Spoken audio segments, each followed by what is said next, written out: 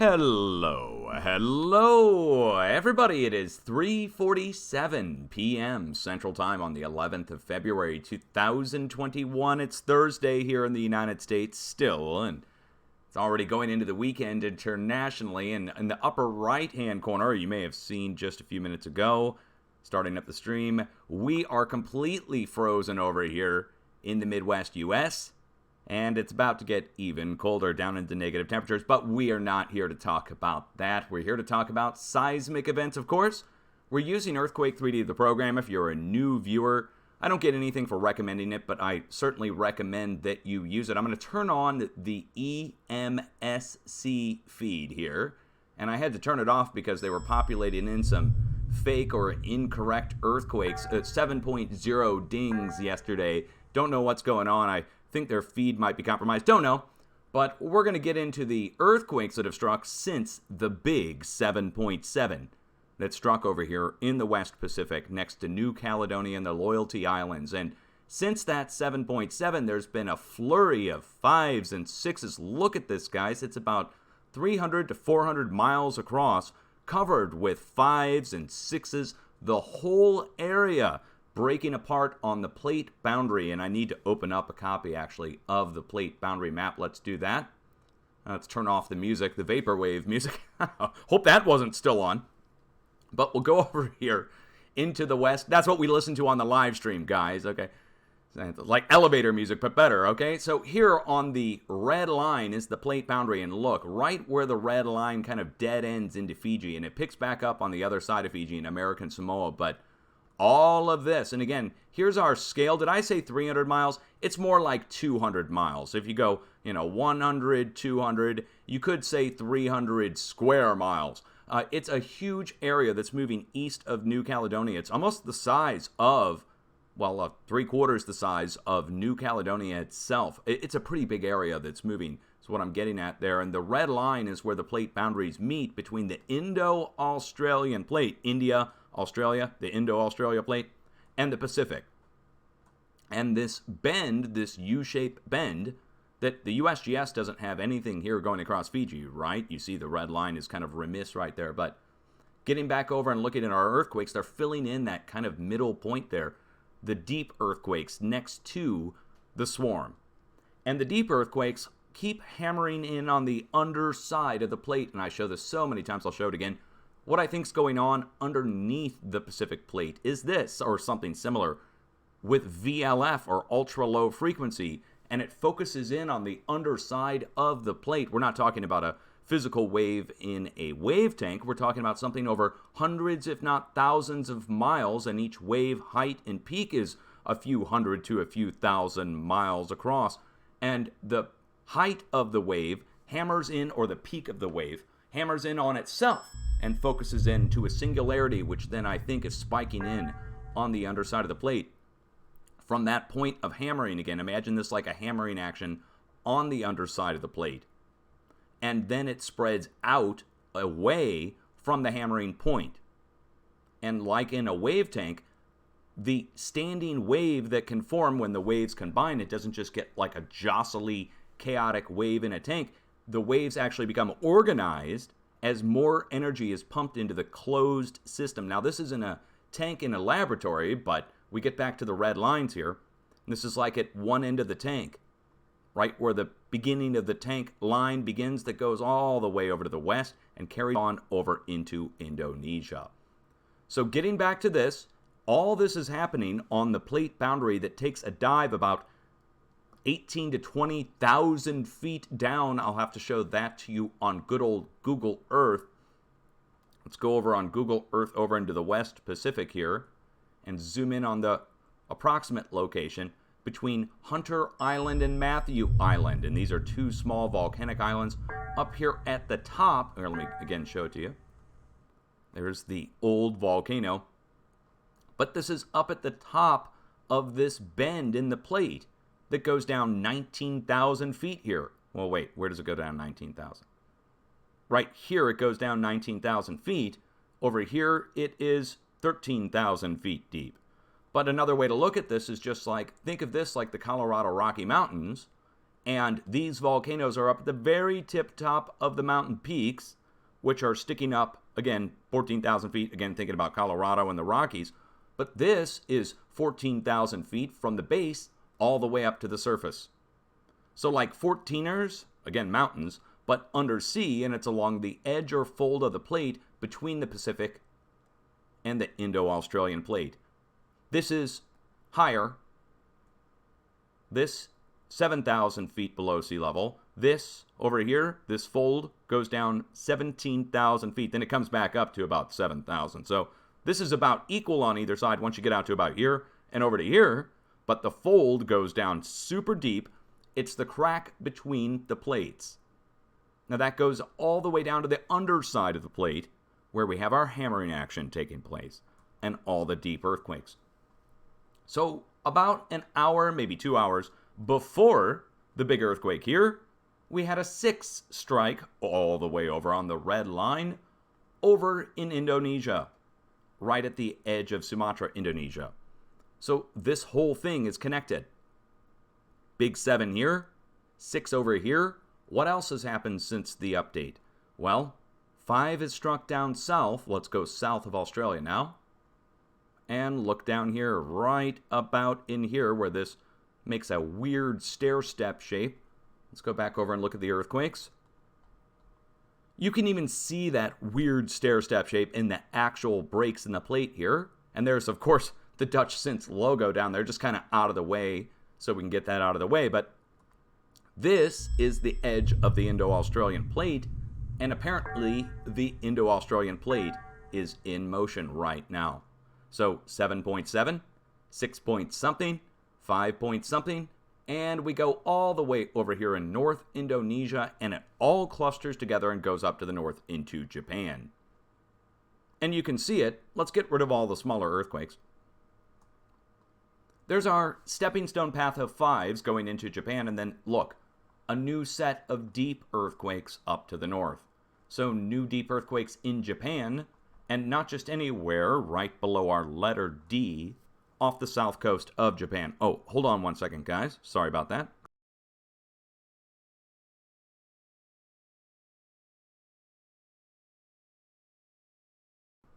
Getting my drink open here. Sipping on a little bit of coffee today from the Great Escape Coffee Company. I don't get anything for recommending their coffee, guys. They're the people who used to make the Dutch Sint brand. I still order because it's just awesome. I ordered my COVID end of the world, Joe Biden, whatever you want to call it, supply, and I'm still burning through it. Come on, it's a joke. Lighten up, guys. Lighten up, everybody. Everybody take a step back. You've been online too long. Been looking at the computer. It might be the flicker rate on YouTube. Who knows? Anyway, we go up past Japan, and we have a new earthquake that just struck in the last hour up here at the pinnacle tip going past Kamchatka, Russia. And that's marked in red on the USGS map here. So notice, though, the earthquakes going back down across Japan, they're sticking on the western side of the plate boundary, and the eastern side going past Guam, completely quiet, going down the Izu Ridge, for instance. I would expect a new earthquake to break out here between Guam, going up the Izu Ridge, so that's several hundred miles, but we have to warn Guam into the south tip of the Izu Ridge. And it could go into the 6 range as well, might go into the 6, low end 6, I would think, somewhere similar to what's striking over in Indonesia. And to finalize that, we have to go look at the volcanic ash advisories. So let's go do that. Yes. Pacaya Volcano, Guatemala. Popocatépetl in Mexico. Sabancaya in Peru. Reventador in Ecuador. Raung in Indonesia, again, 18,000 feet.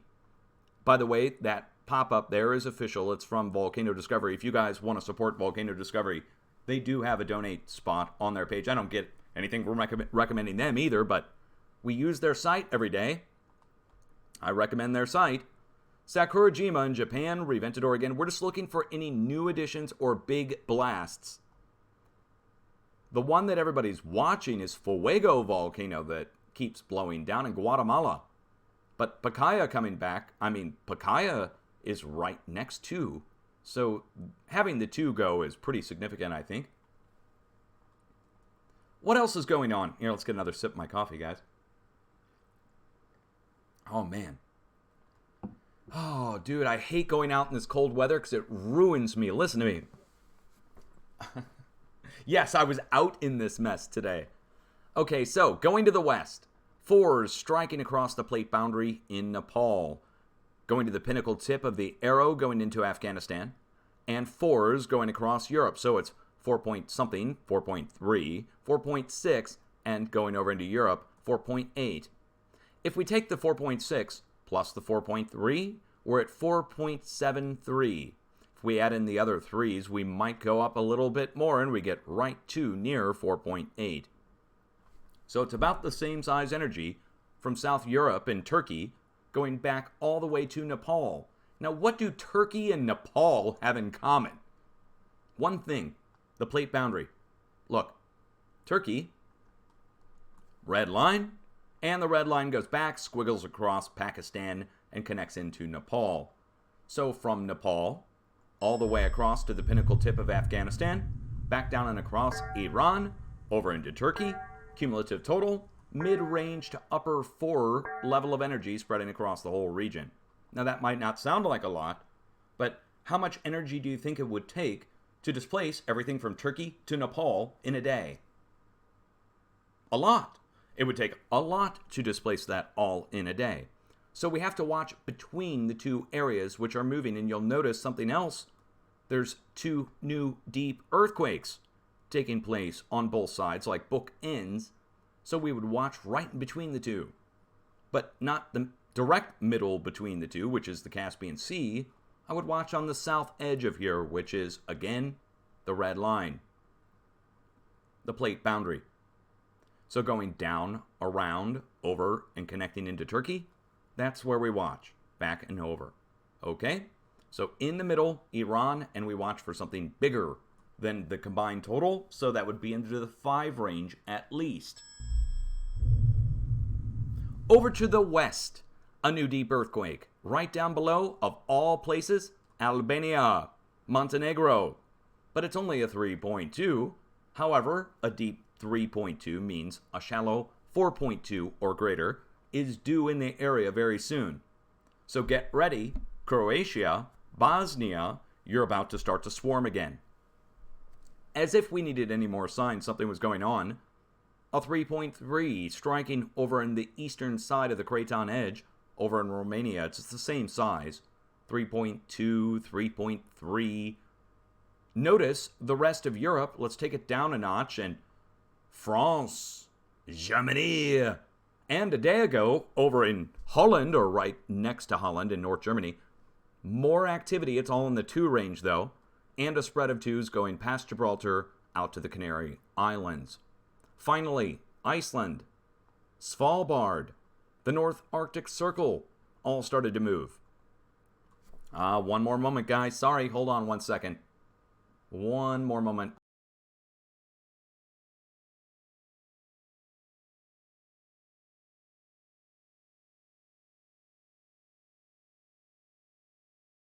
Sorry, you don't want to listen to me cough, sneeze, or any of that. Trust me, the microphone picks it up way better than it even sounds in person. Okay, Central America, South America. So, after doing my update, the spot that we warned in South Chile got hit directly. But we are at least a magnitude off. More like 2 magnitudes off. So that is what I would consider technically an earthquake forecast miss, even though the earthquake where the big arrow points is the spot that was warned, and it was hit by the biggest one in the bunch, which is, what, 5.2? 5.2 to 5.3, right in the middle. But if you take all the 5s and add them together, 5.2 plus the 5.1 plus all the 4s, it takes us maybe to 5.5. And I warned 6.5 to 7.5. So, again, we are 2 magnitudes under the expected here at the impact point, which means there is energy still trapped between where the 6 point whatever, what was it? We'll never know. 6.4 striking back out over in the ocean, and the spot where the impact is taking place now And between the two, there's a lot of energy trapped, which means this whole area from South Sandwich Islands back all the way to the Big Arrow and over to where the 5.2 is saturated. Saturated with what? Well, we get back to this. The standing wave that spreads across the tank, look, it fills into an area and it keeps reverberating. And if it gets pumped full of energy, if more energy gets pumped into this, and how do you pump energy into this? You push this end, or both ends, towards each other and pull them away. Push them in, pull them out. Push them in, pull them out. This is, again, in the wave tank. So we're going laterally. We're pushing and then pulling. But think of this up and down going through the wave tank, but generated by this. From the deep earthquakes spreading, again, from below the plates. And then that takes us back to the spread that's taking place, and we have a spot where the energy is trapped. I would expect it to break. And now I would expect it to break between the current sets of quakes, so that further reduces our area. This was our previous middle point, right where the big arrow is pointing. Now we have a middle point between the middle points, or another way to put it is, if we take an area and divide it in half, and then we take that area and divide it in half again, we're into quarters, right? So we're at a quarter point now between the sets of quakes right here in Chile. I mean, it's a difference of 200 miles, but there it is, right where the arrow is saying travels underneath. Finally, we have to warn the people down at South Sandwich Islands again, and there are people down here. Not many, but there are people. We have to let them know new 6.0 range energy is incoming in the next few days. So it's not like it's just going to be South Chile. It's going to be all the way over to the edge of the plate boundary. The red lines, again, let's go back and show you this way. So I have a new warning going pretty much right where the jagged edges of the plate boundary come in. And then the secondary warning down here at the southeast tip, which takes us right in here to, again, the South Sandwich Islands, where the X marks the spot. North part of South America also moved, and the middle points were perfectly filled in by 5s going up and around the bend. But, just like down south, up north, the same sized activity came in. 5s to 5.3. Now, they have a 5 here now, and a 5.1. If we take those and add them together, it equals 5.2. Take all the other 4s, put them in, we're right at a 5.3 total energy across Central America into South America. The warned area right here, right at the Ecuador-Colombia border region, has not been hit yet by anything significant. Meanwhile, the actual eruptions... Oh, gotta sneeze. Hold on.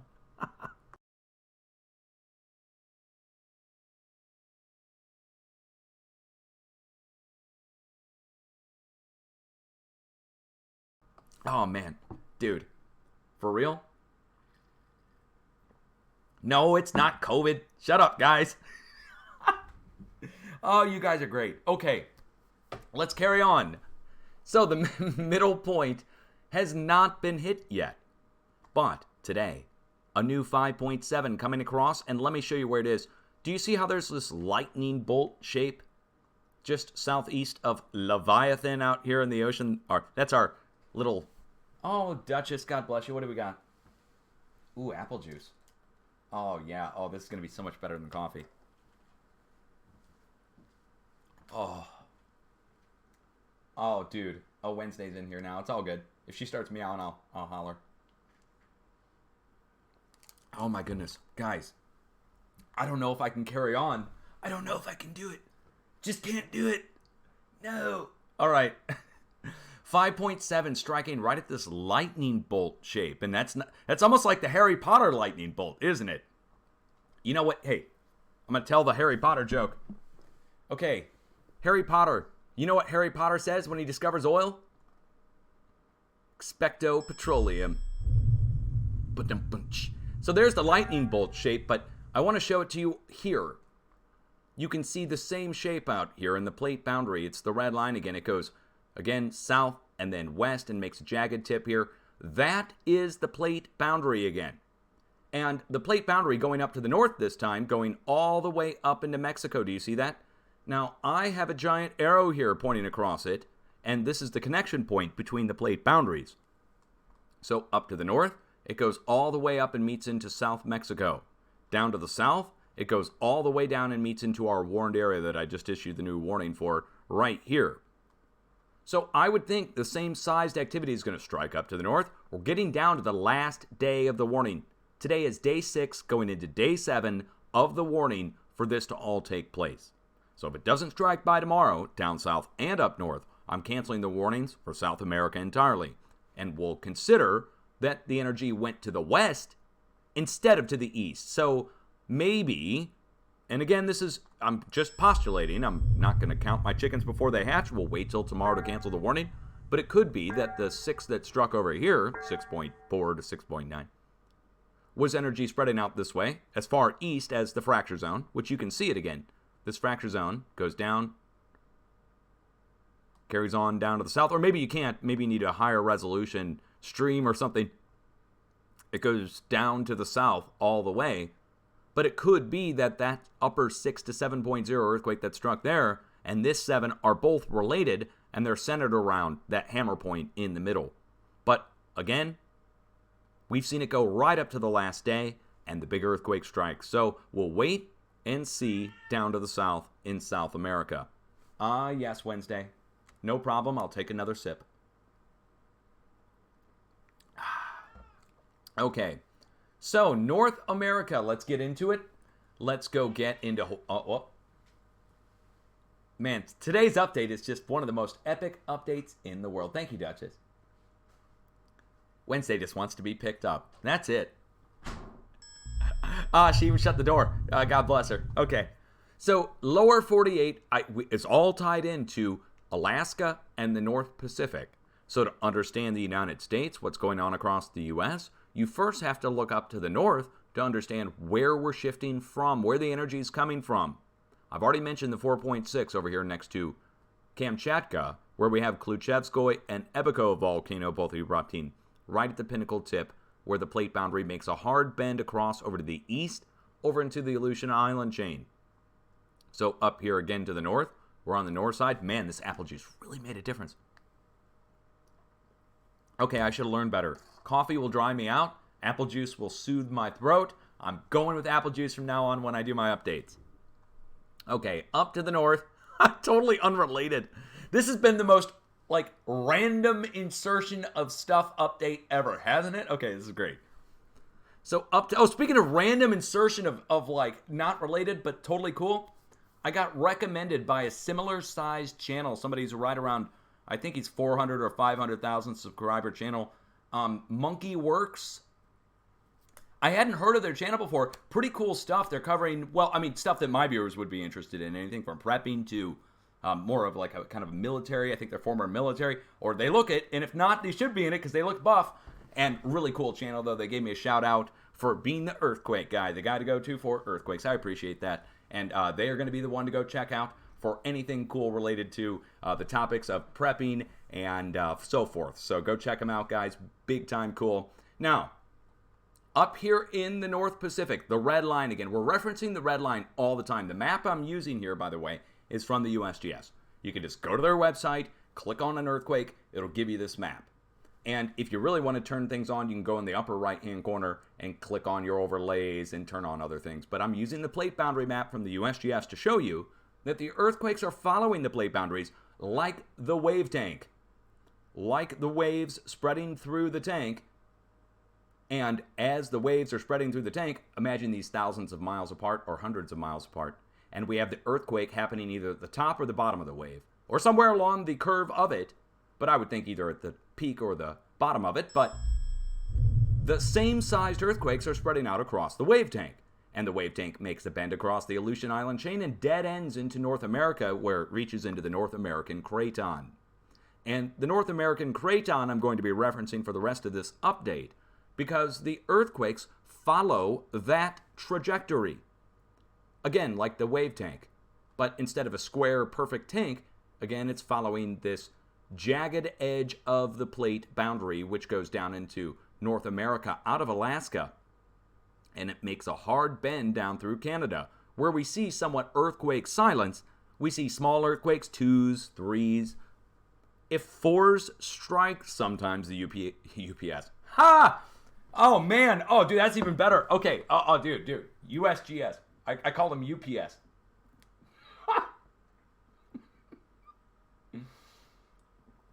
Yep. Hey, make me director of the USGS. I'll make them all wear brown uniforms. Okay.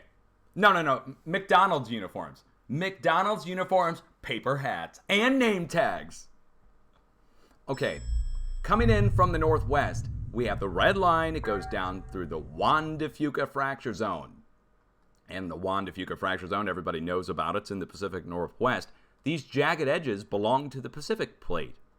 And over here in the northwest United States, we experience what are called episodic tremor slips, where the connection point between North America, Laurentia, the continent of Laurentia is North America, between North America and the Pacific Plate, the Juan de Fuca fracture zone is, but this slopes up. This is, again, all below sea level out here in the ocean. And again, we've got another lightning bolt shape, Harry Potter. Potter! Potter! We have the lightning bolt shape fracture zone out here, and it too corresponds up and into the plate next to it. Just like the other down to the south, all the way down in South America, translates over into Chile. Here, we transfer from here over into North America. And these jagged edges are like arrows pointing into the spots that are shifting. And let's go back over to the USGS map. Up here to the north, you see the north side of the Juan de Fuca fracture zone with a bunch of little pinnacle points. There's volcanoes along every one of these pinnacle points in the direction of this shape here. Again, northwest to southeast, or southeast to northwest, depending on your orientation. But we can just go show them to you. Here they are. Chains of them. Now, the magma chambers down below are actually shifting. Scientists mistook this for the plate shifting. Interesting, right? But we go from underneath the sea up into the plate. So this is sloping up to the side and comes up to the top. Think of this like the bottom of a bathtub. Think of this like the side of the bathtub you can sit on and put your feet down in. Or maybe like the edge of a lake or a river, where this slopes down and goes down into the seafloor, where the breaks and cracks are that go down all the way through the plate to the underside of the plate. Again, we're dealing with the plate boundaries here. These are cracks that start at the surface and go all the way, meandering all the way through every layer of rock, all the way down through to the underside of the plate, where the magma resides in the asthenosphere, in the semi-plasticky areas. So these areas in the northwest on land, Vancouver Island, Washington, Oregon, Northern California, all starts to vibrate and shift as the Pacific Plate is supposedly going underneath North America. But regardless of which way it's going, whether it's going underneath or side by side, when energy comes in through these jagged edges, it goes up into the plate. And the plate starts to shift and vibrate. So let's go over and look at the tremor map really quick and see if the vibrations carried on into yesterday. This is, again, as of yesterday. We have 460 different tremors. These are not really earthquakes, but they do have magnitudes assigned to them. So zeros, ones, maybe even a few twos. So it's significant vibrating that's going on across the area from Vancouver Island into the Puget Sound and the Strait of Juan de Fuca, down into the Olympic Peninsula, further down to the Oregon-Washington border region, then to Central Oregon, Southwest Oregon, and Northwest California, making a bend going down into the valley. Do you see that? This is all yesterday. So 460 different vibrations as the plate shifts, and look where it's shifting. Let me compare that. We'll just go back to the USGS map to this. So the spots that are shifting here, right across South Vancouver Island, going down into the Olympic Peninsula. You see the faults that connect through the Strait of Juan de Fuca, Devil's Mountain Fault. Well, that right there is shifting all the way across the Puget Sound. Then we get right down here to the Washington-Oregon border region, and look where it corresponds to. Go due west, goes to the axial seamount. Again, that jagged edge that points in, this edge pointing into the spot that's shifting. Same with up to the north. The spot that's shifting across Vancouver Island, going down into Olympic Peninsula, corresponds with these three pinnacle points out here in the Juan de Fuca. Same with everything down to the south. Southwest Oregon and Northern California really proves it. Look at the bend in which way the San Andreas comes off of the southern arm of the Juan de Fuca at the Mendocino Fault. Well, that's really the Gorda Escarpment there. I can show it to you back on Google Earth. Here, take a look.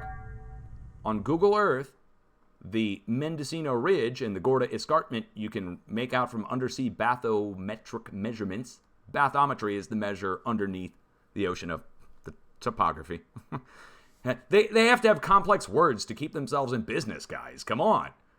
So look at all the cones, though. So all these undersea mounts, they just pile up on top of each other, thousands of them making up this whole ridge. And I'm not kidding. And look how many there are out here.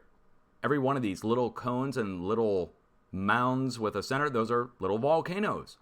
Now it goes all the way into land and it makes a bend down to the south. And going back to the tremors are doing the same thing. So the tremors are making the bend down to the south. You can see it here going down into California into the northern part of the valley. This point corresponds to the spot that's shifting in southwest Oregon. This point corresponds to the spot that's shifting in central Oregon. There is no disputing this, that they correspond to each other. Again, now there's going to be some people who say they're not related to each other, but there's no doubt that this area here with the arrow pointing in corresponds to this. Just physically, I mean, just they're across from each other, parallel to each other. Same with here. This pinnacle point just coming due east, and that's the other spot that's shifting on land. Same with the axial seamount coming due east. We're shifting on land. Same with these three pinnacle points, all three pointing into spots that are shifting on land. Now we see the other pinnacle points also start to shift when this thing really goes into motion. And it has been, because now I'm going to take you back. Let me go back over to the tremor map. We're going to take you back a day, to the 9th, 2 days ago basically. Look, it's a definitive line of tremors going all the way across Vancouver Island, again from Victoria, down across the Puget Sound, down towards Olympia. I mean, look at it. So this is shifting. This is an episodic tremor slip happening across Washington, Vancouver Island, Oregon, and Northern California. And it's been going on for at least 10 days. Here, let's go back to the start of the month, to the 1st. There. I mean, that's the 1st. We can even go back a few more days before that. I think that's when it started. Yeah, there we go. So like the 26th, 27th, 28th. Yeah, there we go. So 25th, there's nothing going on up to the north except for a little cluster. Then by the 27th, boom, it starts, and it's equally spaced, by the way, corresponding to those points out in the ocean again. And then move it forward another 3 or 4 days. You see it's really starting to cluster up to the north and focus a little bit down to the south, but it's all focused pretty much to the north. Then it really does all focus to the north on the 1st. Move forward another few days to the 5th. It's still going up to the north. It's starting to pick up down to the south. Then the 6th. Then the 7th. Then the 8th. Then the 9th. You see it. It starts to spread. Then the 10th. And that's as of yesterday. We do not have today's yet. Here's the 11th. We'll wait and see what that is for tomorrow. So the plate is definitely shifting with hundreds of tremors per day. We have a threshold that the professionals set, which I think is 1,000 per day or something. But when it goes on like this for a week or more and you have hundreds per day, the plate is certainly shifting. And when the plate shifts, guess what happens? The areas next to the plate portion that's shifting start to compensate. And that gets us into what's going on across the rest of North America. So let's go back over to the USGS map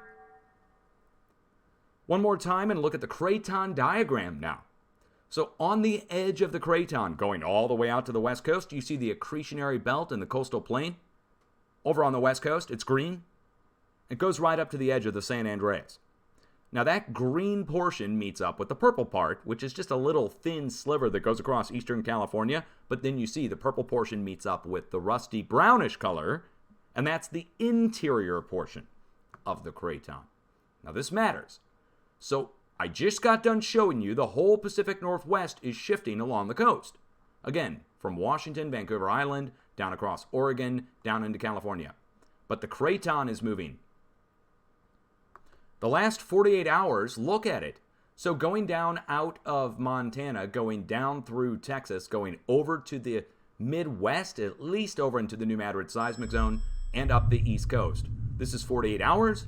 Even the untrained eye should be able to see that we're making a diagonal line out of Montana, going down across Utah, down across the Colorado-New Mexico border region, down to Texas, back up into Oklahoma, back across the New Madrid seismic zone in Arkansas and southern Missouri, Tennessee, and then back up the East Coast. It's a perfect match to the Craton. 48 hours, the whole Craton is moved with a 4 down in Texas, of all places, which doesn't normally get much 4.0 activity. But we were expecting new 4.0 level activity to come across the Craton edge, going into the plate, coming out of the 4 that struck on the West Coast. And if you don't know about the 4 that struck on the West Coast, I guess you need to go look up the 3.6 downgrade. Let's put the coordinates in for Texas, which they didn't downgrade. So a 4 strikes off the West Coast, they downgraded. Then following that, this 4 hits here, right next to these pumping operations in Texas. Do you see these pads out here in the desert? Every pad has a pipeline and a series of tanks and pumps and jacks. And we go out across the area and you'll see that there's a bunch of them. And Texas is known for its pumping operations, so we shouldn't be too shocked by this. But a new 4 down here means something's going on. The plate is shifting, but we know the plate is shifting, and we know which way it's going. You can see it, the path. So a new 4 down in Texas means new 2s and 3s going up the East Coast in the next few days. So I have to warn people right now in the East Coast, we have to go 2 spots.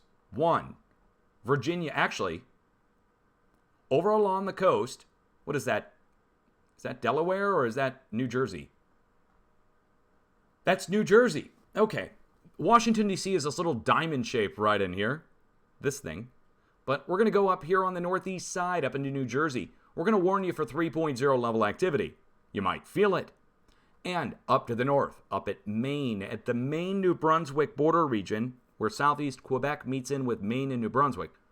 We'll warn right here on the edge of the Craton, also for 3.0 level activity.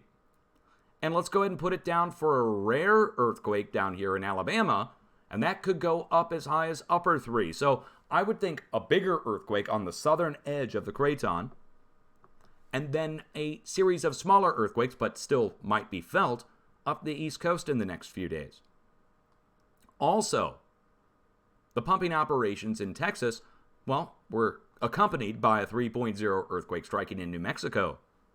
Capulin, which is very interesting. The name Capulin, I know just over to the east in Oklahoma, we have a Capulin cone. But that's not where we're going now. I don't know where we're going now. Here's the earthquake epicenter, and oh wow, look at the caldera. The Valles Caldera. This whole thing is a giant volcano. And in the middle of it, look at our other ancient volcanoes that are inside of it. Do you see this? So 1, 2, 3, 4, 5, 6 separate smaller volcanoes inside of the greater Valles Caldera. And you guys are welcome to pause it and read it if you need to. 22-kilometer wide Valles Caldera was formed as a result of 2 large volume eruptions that created widespread bandolier-tuff ignebrite plateaus on all sides of the caldera. The lower member of the bandolier tuff, the Otawi, was emplaced about 1.7 million years ago. Gotta say it like that. I mean, it just is so much more believable. Now, look what else is going on here, though. Hold on. We have a new detection of multiple hotspots. What is right here? Hold on. We got to see what's here. What is this? Some kind of facility of some kind here. Look at the housing that's there. What the heck is this? What is this? Do we have a street level? We do.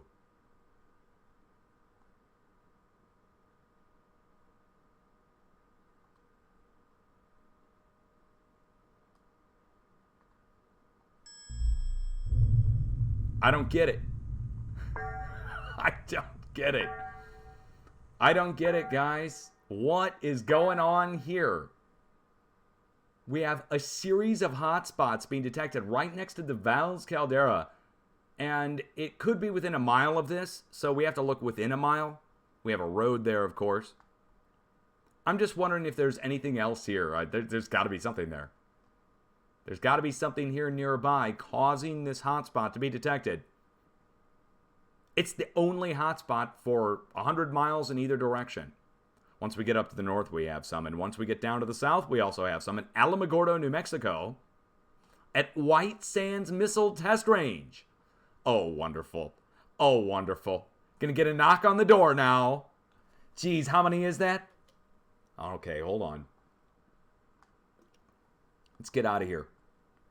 Let's skedaddle on over to the West Coast, where we can get in less trouble. Let's start in the Pacific Northwest, shall we? Let's turn on our last 7-day feed.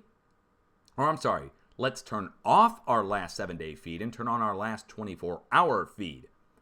Now, this is just going to show us the earthquakes over the last day, but this will give us a good idea of the areas that are moving earthquake-wise. Meanwhile, up here, I've already told you, 400-something tremors, which are not really earthquakes, but the plate is shifting. And now, these are all earthquakes, actual breaks in the plate. So, hold on. 3.7 earthquake struck right in the middle of the whole mess. Look at it this way. Last 24 hours, we have a ring of quakes coming down the edge of the Craton out of Montana, down through Utah, going down to Texas, like I just mentioned. We also have a line of earthquakes coming down the coast, which is shifting, and California's in motion, no doubt about that. And right in the middle of it, the biggest of the bunch, a 3.7. I'm interested in this. Let's go look it up. Golconda, Nevada. What's in Golconda? I don't ever recall having to look this location up, but maybe it was just a slightly different location. Let's go see. The only way to know is to look it up and find out what's there, if anything. Oh, wow. Of course. We are right next to Big Butte. Now, that's not Big Butt. That's Big Butte. But look what we are also right next to. A series of giant quarries. And these are the big pit mine quarries. So we're going down. How far down are we going down? Let's see. I can measure this. 4,425 feet. No, 4,400 feet at the bottom. 5,200 feet at the top. That's like 800 feet, almost 1,000 feet deep right there. Just as a point of reference. So we are right next to a big quarry and then smaller quarries over on the side of it, which I guess they're probably smaller operations on the same quarry. But huge. Over to the east, even bigger. But where they're digging in here, this is not coal. This is actual black basalt and what we might consider lava rock.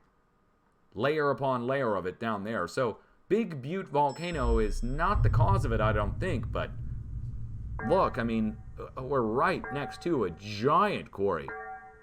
So these quarries at the surface can actually cause perforations that go down further than their actual quarrying. So while this goes down 1,000 feet, you could imagine there might be a fault or an activated area that humans have weakened by removing that 1,000 feet on top by a mile or so, a mile by 1,000 feet. And then that creates a new fault or activates an ancient fault. Now, what's the depth on this? I've got to see the depth. 8.6 kilometer depth, right. I mean, they're not quarrying that deep. And they don't have a mine there, or at least they shouldn't. It might be the deepest in the world if they did, or one of the deepest in the world. So I doubt a mine there, subsurface, and it's not going down that far. So how can a natural, quote-unquote, earthquake be triggered right next to a quarry? Well, easily. It's a surface scoring perforation on the piece of a surface of stone, basically. But it's massive in its scale. So just like you would score a piece of stone to break it, first you would score it, then you'd apply pressure at certain points, usually on either side. And then that focuses in on the scoring point, and whatever you're scoring breaks. Even if you've just scored the top. Scoring glass is a good example. Or stone. Okay, there is our 3.7. The rest of the quakes, we can go up to the north. We got a 1 and a 1. Gotta look them up because they might not even be quakes. Could be explosions. But this is not a explosion, is it? No, it's in Mineral, Washington. What's in Mineral Washington? Let's go see, folks. Come along with me on a voyage of discovery. Do we have anything significant? Forestry clear cuts nearby? Well, we're right next to Mount Rainier, or you could say we're kind of halfway between Mount Rainier and Mount St. Helens. Is there anything else of significance nearby? Just some roads? I'm looking for power plants, large hydroelectric dams, anything that could be... Yeah. Yep, we've got ourselves a giant hydroelectric dam here. Now, how could I have known, right? It's not like I know all the hydroelectric dam locations. Why would they build a big hydroelectric dam between two volcanoes? The power generation aspect. We have to pay attention to that, especially with the smaller quakes. Let's go down and look at the 1.1. Well, see what I said about explosions, right? Let's go see. Is this at a quarry? Because that 3.7 was not listed as a blast, was it? Over in Nevada? 8.6 kilometer depth? Couldn't be, right? What do we have here? Well, what is this? Some large sinkhole lake? Do we have our borders and labels and places turned on? Let's find the Louisville location. What is this? Battleground, Washington. Battleground Lake State Park. Don't know much about it, but the shape on it, I mean, yes, lakes are circular a lot, but looks to me like some giant sinkhole maybe. Do we have anything else of any significance next to this? Battleground, I remember the location from other earthquakes that struck around here. Is there anything else nearby? Well, I'm sure you guys... Venersborg. What a name. Wait, railroad? It is. Wow. All right, guys. Again, we've got the railroad right there now. And then now the railroads are more common, so that's not too weird. But the power lines and the hot spots, that's what we're looking for. Any kind of hydroelectric generation, power generation stations that are here nearby. Next thing you know, someone's going to contact me and be like, oh, you missed the huge power generation station there. And I'll say, what are you talking about? I don't know. There's a big river right here. Maybe there is. Ha! Ha! Oh, dude. Make-a-lick-I, I can see the future. What do I know? I can tell you. All right, get out my crystal ball. Somebody sent me an actual crystal ball for my geophysical collection. Yeah, okay. Anyway, let's carry on. Wow. Let's go down into Southwest Oregon and go see what's down in South... Boom! One of the meth labs blew up out there in the back country now that they... Oh, man. Okay, let's go put the coordinates in and go see what's going on. Explosions out in Oregon. What are we blowing up out here? Might not be too far off from that meth lab guy.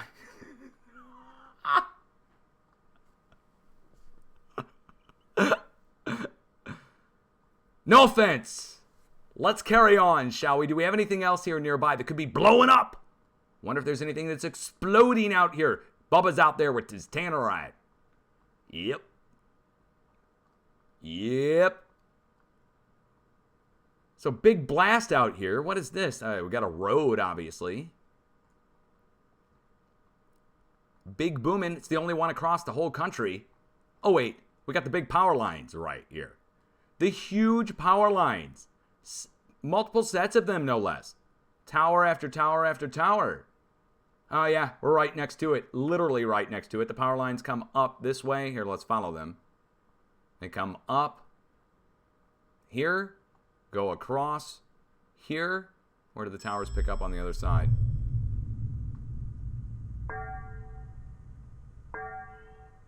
I guess they go around town. Oh, it's perfect. I wonder if they go over to the east, too. It's close enough. Again, we're trying to get it down to within a mile or two on these hotspots. And now we're getting the earthquakes next to the big power lines, as well as the hotspots. Well, that's an explosion, I mean. Boom. An explosion. This is not an explosion out there in the middle of the Juan de Fuca fracture zone, the Blanco fracture zone. 2.9 off the coast of Oregon. It's right on the red lines that I was showing you at the start of this whole U.S. update. It's right out here. So here, going down to the south and making a bend into California, we go down through Geysers. That's this location here, Geyserville. Well, look, they have it located as Cobb, California. Depending on which earthquake you click on, it'll tell you the geysers or Geyserville. And the geysers tells you what's there. Geysers, of course. And if there's geysers, there's geothermal. And if there's geothermal, there's magma down below. Heat. And they're tapping into that to get steam, to turn these turbines, to provide major electrical power for the area. So another power generation station on the side of a volcano that's been drilled into to get steam. So a weakened volcano generating electricity, and a bunch of earthquakes are striking there. What could go wrong? Let's go up to the north. Look at this 2.8. Actually, let me close some of these windows. Dang, look how many I've got open. Let's open up the 2.8 from the USGS.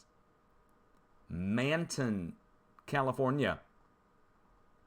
Manton, okay. Coordinates, paste, search. And let's see. I think I know what's here, but I just have to look up just to be sure. Oh, yeah, look at this. This is a lava flow covered in trees. Do you see that? Now, it's nitrogen-rich lava flows in general. They can also hold water in arid environments. And you can see the old spatter cones on this. And these are part of the Inskip volcanic buttes. See that? Inskip Hill and nearby pyroclastic cones were thought to be of Holocene age, but later mapping indicates Pleistocene from Miller in 1989.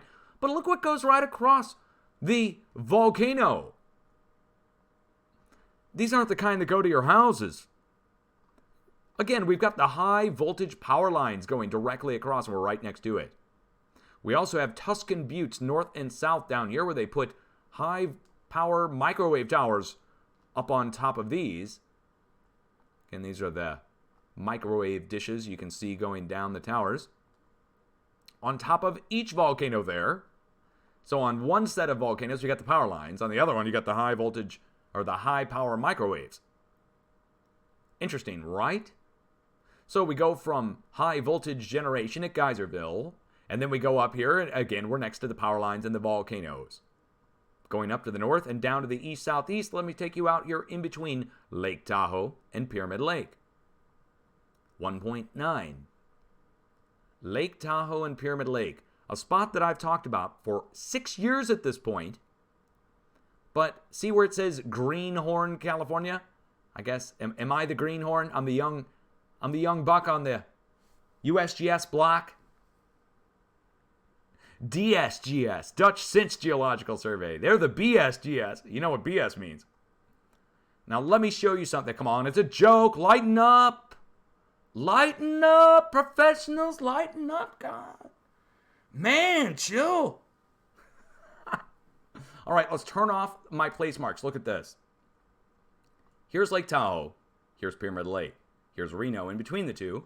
But I'm going to zoom in on this oval shape here, and I'll turn off all the borders, labels, everything so you can see it a little bit better. Now this is lined with volcanoes. So itself, the big oval shape, has volcanoes that go around the outside edge.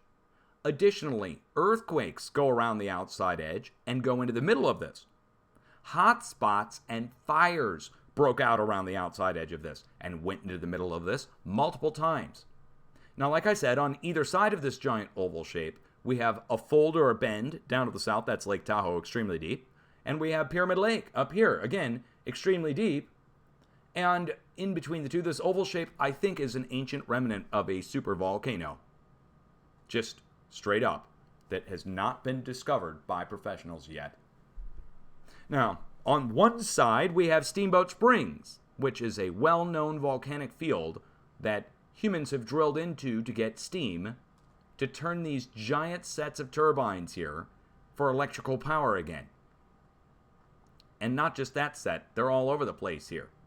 So they're tapping into the steam to get that. Again, we have a geothermal field here right next to Lake Tahoe. Now, on the north side of there, about the same distance away as the south to the north, up here, right next to Pyramid Lake, we have another geothermal field, the Needles at Pyramid Lake, and all the fumaroles and geysers there.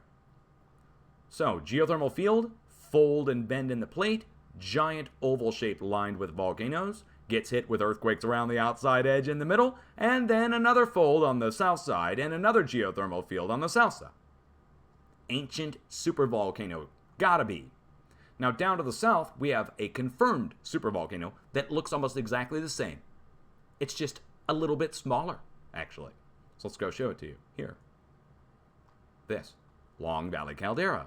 And you can click on it, read the Smithsonian, 1,000 cubic kilometers of melt down below this giant oval shape.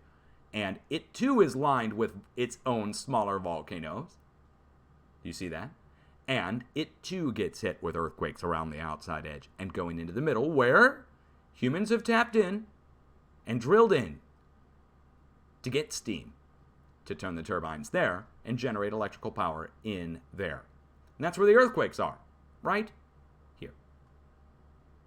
Going across the border, we go over into Nevada, and the number of earthquakes, look at this, the number of earthquakes here at the border between California and Nevada dropped off exponentially. Same with the number of earthquakes down at Ridgecrest, and same with the number of earthquakes down in Southern California right now. It's all pretty low in the number of earthquakes wise. Meanwhile, a spread went over to Texas and is going over to the Midwest, coming out of the Northwest. So it's locked. It's waiting to break. We're going to see this release in the next few days. The plate is shifting on the north side. Californians, West Coast people, wake up. I'm about to tell you what to look for now. Now that we've explained it all, the plate is shifting across Vancouver, Washington, Oregon, Northern California. The plate is shifting over to Texas. 4.0 over to Texas. 4.0 back up here out in the ocean. They downgraded it, whatever. 4's on both sides. Now the plate is shifting. What do you think is going to happen to you on the south side of this? Let me show you the path this is going to take here. That all this is shifting up here on the northwest. It's going out over to the east, going down around through Texas. And you're on the south side of this. This is the other way out, but it's locked, and it's got to be locked and loaded between central Southern California at the Garlock Fault down, ironically, Garlock, but the Garlock Fault down here to the south, and up here to the north where it's being pumped full of energy and it's not escaping out down to Southern California. As a matter of fact, it's gone quite across Central and Southern California for the most part. Just a handful of quakes, which makes me think something's getting ready to happen central to north. So something's going to be coming in out of the Juan de Fuca and going down into California in the next few days. And it should be at least equal to what's going over to Texas. And that means 4s. But I would think it would be a whole next level up because you're over next along the coast, which is again getting pushed big time because of what's going on the rest of the planet. 7s, multiple 7s in a month's time. We have deep earthquakes hammering off. Spreads going up to Alaska. It also stands to reason that if we have 4s coming across, that at least 4s should come rolling in. And I would think it would be the next step higher. They may even be under-reporting some of these quakes already, so we might already be on a larger threshold anyway. Again, if they're taking that 4 and downgrading it to a 3.6, what if it was bigger? It's a lot of trust you have to put into strangers who said that earthquakes couldn't be forecast and try to get you put in jail for talking about earthquakes. And anyway, Central and Southern California, we've already looked up the earthquakes over here along the border. Again, supervolcano on one side and Monte Cristo Hills, volcanic buttes on the other. I didn't show you the Monte Cristo Hills, but it's gone quiet. Over along the coast, Bay Area, what happened? What happened up to the north? Again, look at this. I mean, the number of earthquakes is low. Let me hit refresh, make sure I got the right feed turned on. Yeah, I do. I've got the last 24-hour feed turned on. It's just low across the board from California south. And from California north, rumble, rumble, rumble, you are shifting. So if it's shifting here, you're going to compensate down here. At least 5.0. And let's nail down the locations now. So, Bay Area. I'm going to warn between, well, let's see. Let's warn between Parkfield and the south tip of the Bay Area. It's about a 200-mile stretch. So you could also look between Monterey Bay and the north part of the Bay Area into Napa. But I will say on the south side of the Bay Area, I'd expect a 5. Additionally, I would expect a new near 5 to strike between these two sets of quakes that currently exist at the California-Nevada border, between the supervolcano and Monte Cristo, which puts a new near 5, upper 4, somewhere in the 4-ish to 5 range. But I would, again, look on the 4-ish side, right here along the border. Now, if I'm wrong, we could be dealing with larger activity over the next 7 days. The plate is in major motion, which means we're about to go through the roof. Again, North American plate is in major motion. I'm not talking about the rest of the plate that's in the plates, plural, that are in motion from the West Pacific. I'm just talking about North America here with all the tremors. Look, when slow slips happen, we tend to see noteworthy sized earthquakes go down through California and go across the plate. We also tend to see sometimes, after the plate slips, a big earthquake out in the ocean. That happened in 2012. 7.7 earthquake struck up here at the Hecate Strait on the north side of Vancouver Island after Vancouver Island shifted for a month. All those little red dots that I showed you, imagine them going all the way across Vancouver Island for a whole month and then stopping. And then within a week of that, maybe, 7.7 earthquake right here on the north side with tsunami. That was in 2012. That was on the same day that Hurricane Sandy was making landfall on the East Coast. It's like right before Halloween. Literally the same day. So the news and everybody on mainstream media was talking about the hurricane hitting the East Coast, and then the 7.7 hits the West Coast, and they almost ignored the entire quake and tsunami.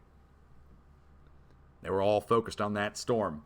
Okay, so down to the south we go, and we have another diagonal line of earthquakes to deal with. Notice that, too. I mean, all the earthquakes that we're talking about here are making a general path or trajectory from Montana, going down across the Craton Edge, down into Yellowstone, down into Colorado and Texas, or making a diagonal line going across the coast, down into California. They're all following the plate boundary and interior contours of the plate going into the Craton. It's a big deal because professionals said that couldn't happen. They said there was no transfer, no relation at all between any of the quakes anywhere ever. It's crazy. So here we are. We are down in Southern California, and this diagonal line of quakes starts at a power generation station up here. And it ends down here at a radar site and military test range missile site. So we're going to start at Kozo Volcanic Field, but notice the USGS does not tell you anything about the volcanic field, right? It just says Kozo Junction. Do you see anything on here about volcanoes or anything? Let me show you why that should be on there. They don't tell you, and I think they don't tell you because you would ask questions, and they don't have the manpower or time to answer a bunch of questions from the public. But look where we're zooming in on. Here's the earthquake epicenter. You see how it says Kozo Volcanic Field? These are lava domes, like what's happening down at La Soufriere volcano in the Caribbean. A rising, bulging lava dome here. Series of them across Kozo Field. And look, humans have drilled in. This place is called Devil's Kitchen. Turn on our borders and labels and places. Devil's Kitchen, that's their name for it. Geothermal turbines again. And pipelines that go to drill points. And they drilled down into the volcanic field to get the steam. To get the heat. I think they pumped the water down in there to make the steam. It's so dry. But Kozo Volcanic Field, earthquake right in the middle of it. Go back to the USGS thing. Tells you nothing about the volcanic field, even though you would want to know. Why would you want to know? That's where the line of earthquake starts up here. Now it goes all the way down, and it dead ends down to the east-southeast. Searles Valley. And I'll show you what's between the two in a second, but we're going to go from one end to the other like bookends again. East by southeast. Notice all the black splotches there. Those are all lava flows. And I told you, a military test site right all across here. China Lake into the lava mountains. And that's no exaggeration. We have the silos and the radar sites and the... Let's see if I can find the missile test site. We found it last time we were looking in here. Well, here, again, here's big power generation. Look at that. Radar or radio towers out there in the desert. Again, Boeing, Raytheon, they've all got their systems out here. Ah, boy, yeah. I want to find the bunkers and the rocket site just because that's so cool to see, but you have to really know what you're looking for. That's the mines. Here we go. Here we go. We got our bunkers out here, and then we got our blast site here where they bring the stuff in and test it. Okay, anyway. I love looking that stuff up, but it could get me in trouble. So I told you I was going to show you what's between, right? So we go from a power generation station down to military site. And then in between the two is China Lake with all its lava flows here. And again, that's Volcano Peak, another lava dome that will eventually erupt someday. But in the past, it's happened so many times they flow over each other. These all happen at different times. So this lava flow obviously is younger than this one. And this lava flow is obviously younger than these that go down into the desert that are almost fully covered in sand. So that's the line of quakes. Now, let's go to look at this 1.1, shall we? Tehachapi, California. 0.4 kilometers deep. Kilometers? Paste and search. Is it a kilometer or a kilometer? Wait! It doesn't matter, really. Look what we're at. Another huge electrical generating location. This is wind farm electrical generation. And look how many different electrical turbines we're dealing with. Hundreds of them. Man, actually, maybe even thousands, wouldn't you say? I mean, there's like a row of 100 right there, isn't it? Now it's like rows of 30. It's hundreds and hundreds of them for sure, going up into the mountains all the way back up to here at least. Oh, and look, there are hundreds and hundreds. Look, they even have smaller ones. Wow. Wow, look how many they've got. Dang, as we'd say here in the Midwest. What about over on the other side? Is there anything over on the other side? At Bodefish? Bodefish, dude. Bruh. Bodefish.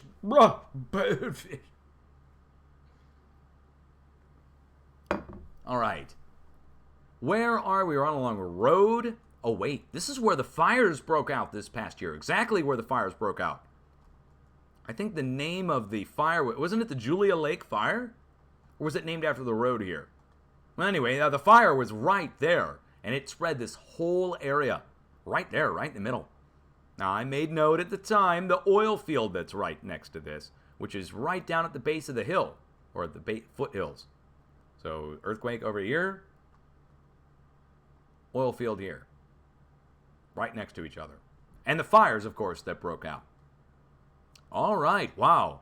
Man, we're really getting into it. Let's go over here to the 1.3 and see what's there. Frazier Park. This is right where all the faults meet. Let me show it to you this way on the USGS fault zone map. Do you see where the thick red line is? That's the San Andreas. And the faults that come out of it go down to the south. They go parallel or alongside of it. We're right where they kind of all meet. But we're at a place called the Los Padres National Forest. Well, I'm curious. I want to put the coordinates in and see what's there. So let's grab the coordinates and put them in on Google Earth. There may be something there. There might not be. The only way to find out is to look it up, like I told you. You got to do this yourself. You got to just, if you're sitting there bored, man, go to the USGS, start grabbing coordinates, put them in all over the Earth. You're going to find all kinds of cool stuff. And interesting things that explain the earthquakes that are happening at the spots. So, oh wow, look, it's another spot where fires broke out. Isn't that interesting? Right next to it. Is there anything else here nearby? That's the true question. I know up on the north side we have oil pumping operations, but this is National Forest, right? Hungry Valley Vehicular Recreation Area 4x4 Park. We're so concerned about the environment out here in California that we made this giant 4x4 park out of the wilderness where you can come four-wheel.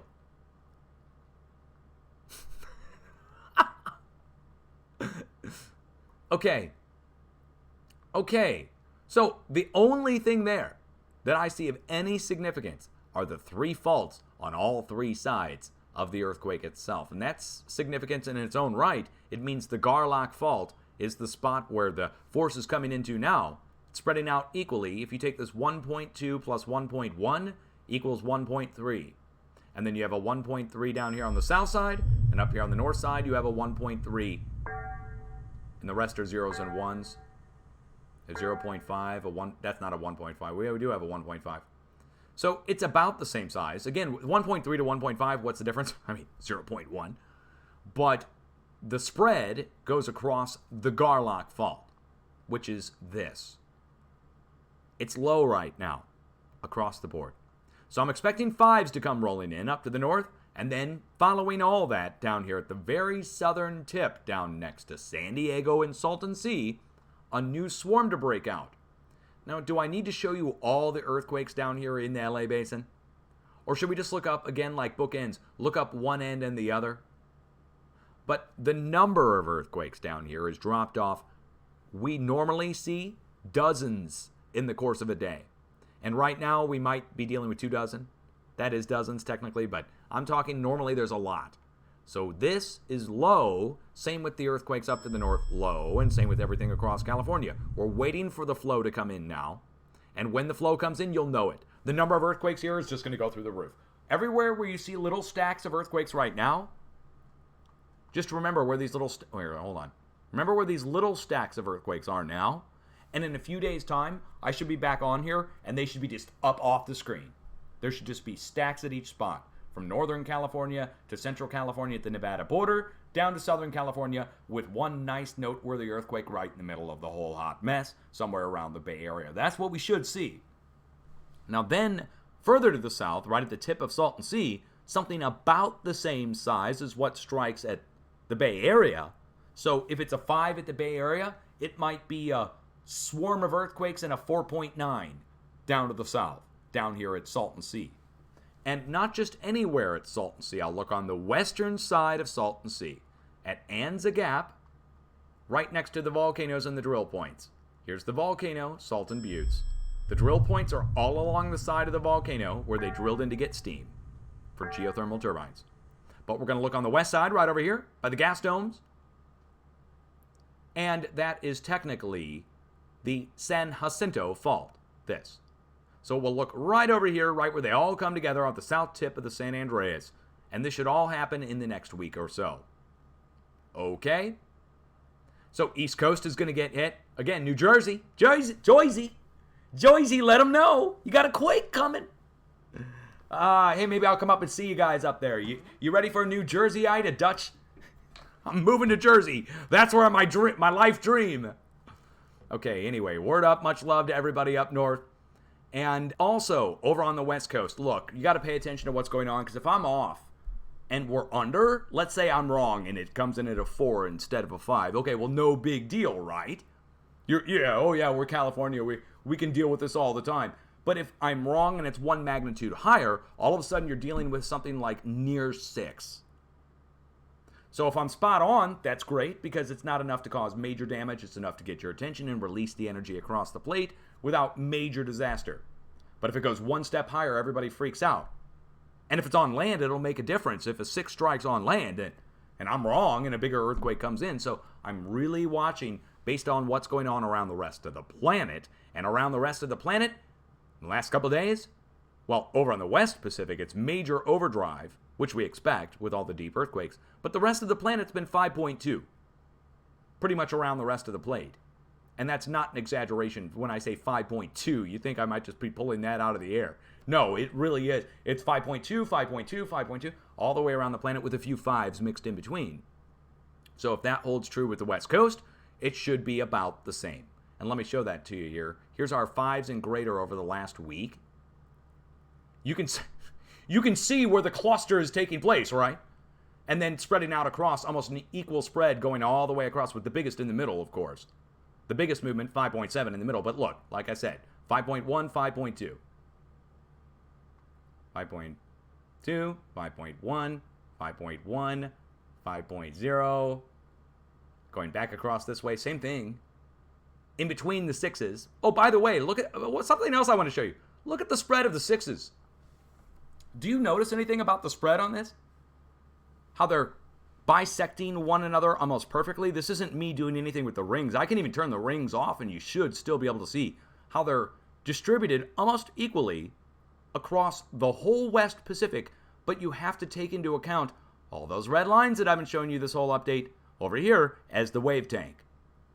That it's going down, over, up, back. But this whole region saturated with 6.0 plus activity, with the biggest push right next to where all the hammering action is coming in on the underside of the plate, which I showed you at the start of this update as the concentric waves hammering in on the underside of the plate, where our deep earthquakes are happening. And wherever you see these deep earthquakes, you've got to watch for that spread to spread out and away in the course of a week. And this is 7 days worth of earthquakes right here. 6.2, 6.0, 6.3. Saturating to the west and saturating to the east. So, stands to reason, northeast should break on a 5-ish range.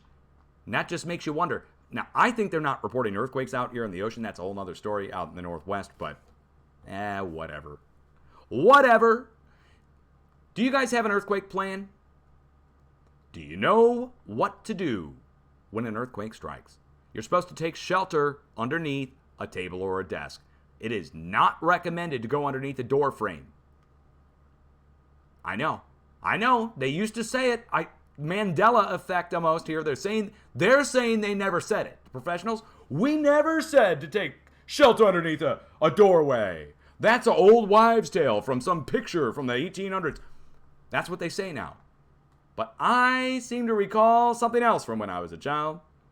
Hey, hold on. Iran has been hit. Iran has been hit at the Iraq border, right at the tip of the arrow. I warned right here. And it hit right here. And there it is. There's the 5 between the other previous sets of 4s. Again, we had 4s over in Turkey, remember? Start of this update, guys. 4s over in Turkey, 4.8. 4.6 over to the east. Take the 4.6 plus 4.8 equals 4.9 to 5. There's our new earthquake. And let me show it to you. Let me open it up on the USGS. When did this hit? Oh, that's EMSC. Hold on. Wow. What does USGS have it at? 4.9? Are you kidding me? Ha!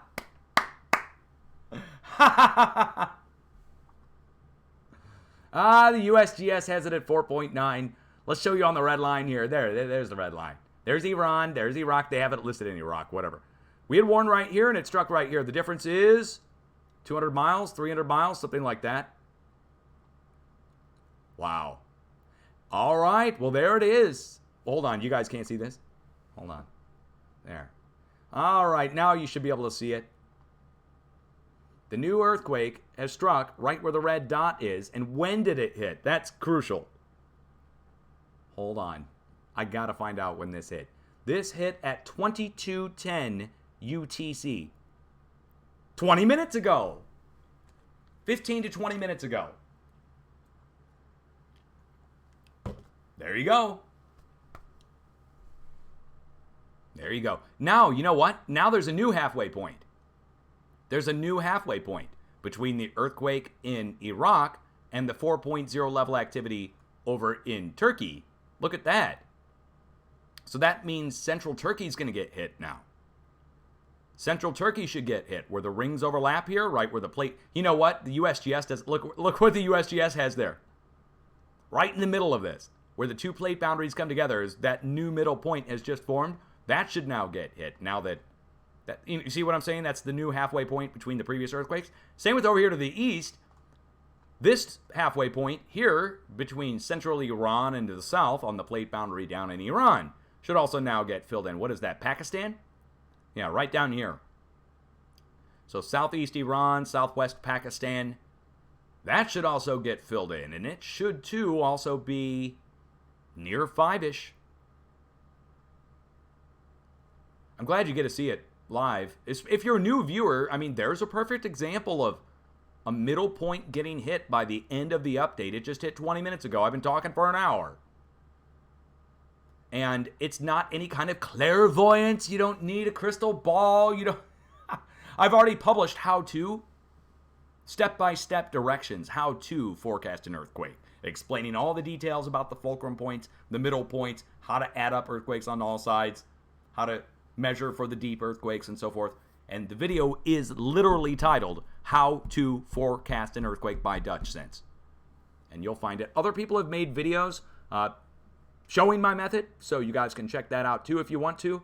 We even have teenagers, high schoolers doing it on their own. Pretty interesting on that. Pretty cool. I will be back. Let's go check chat. Yeah, people are asking for the 4.9 emoji to come back. Maybe we will bring the 4.9 emoji back over on Twitch. You guys, if you're watching on YouTube, you're watching a pre-recorded live broadcast over here on Twitch. They give me my own emojis over on Twitch. Isn't that cool? I don't know if they do that on YouTube. Speaking of cool, how about cold? We're going on in that 20-degree range down in downtown St. Louis, and out here it's more like 17 Fahrenheit. We're going to be going down to 0 actual temperatures, not wind chill. So it's going to be brutal. You should see the rest of this freeze over in the next several days, by the end of this weekend for sure. And yeah, welcome to Winter Wonderland here in the Midwest U.S. You guys be safe. Peace out. Much love. I'm saving this as a video, and we're going to upload this over on YouTube for everybody to watch back, and I would appreciate it. Hey, everybody listening, if you're watching on Twitch, hit the subscribe button if you want to support my operation.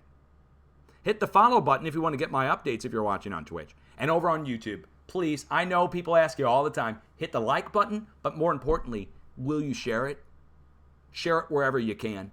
Get it out to as many people as possible. I'm warning for 5s on the West Coast. People get caught off guard by 5s. So it can knock things off shelves, it can cause problems, but it's not enough to cause major damage. That's the good news. I got a cat at the door who's trying to wish you a good weekend to come. She's telling you good weekend. You can't really hear it. It's in feline, but I'm relaying it through the door to you. Peace out. Much love.